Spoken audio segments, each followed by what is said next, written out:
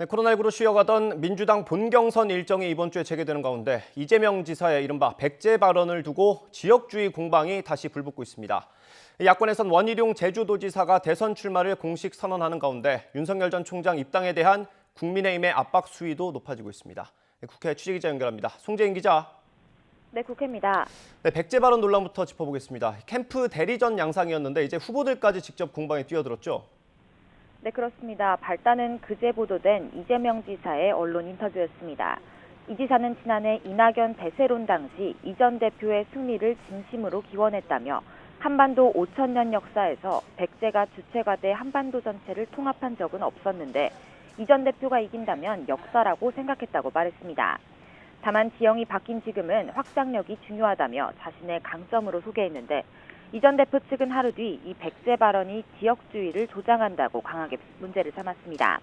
여기까지는 캠프 대리전 양상이었지만 이 전 대표가 SNS에 호남 출신 후보의 확장성을 문제 삼는 건 중대한 실언이라고 쏘아붙이면서 후보 간 공방으로까지 번졌습니다.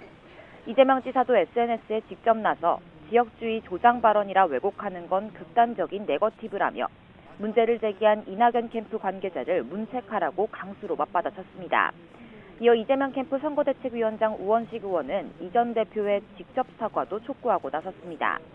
당 선관위를 향해서도 네거티브보단 정책 경선에 집중하도록 방안을 찾아달라고 압박했는데 이번 주 본경선 TV 토론회를 시작으로 코로나19로 멈췄던 본경선 일정을 겨우 다시 시작하게 된 민주당으로선 고민이 커지는 모습입니다.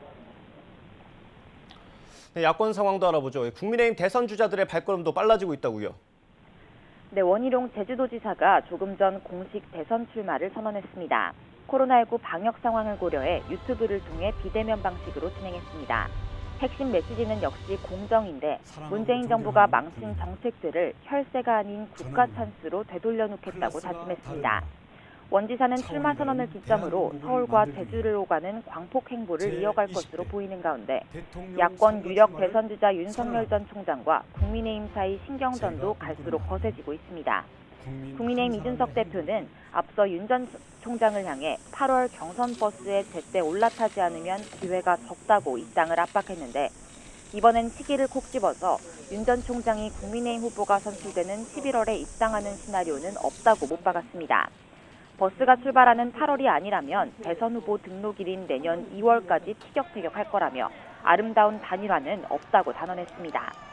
지지율 하락세 속 고심하는 윤 전 총장은 오늘도 비공개 일정을 소화하며 정비에 집중합니다. 이 틈을 노리며 연일 국민의힘 녹아들기에 집중하는 최재형 전 감사원장은 다음 달 초 대선 출마를 공식 선언하면서 보폭을 넓힐 전망입니다. 지금까지 국회에서 YTN 송재인입니다.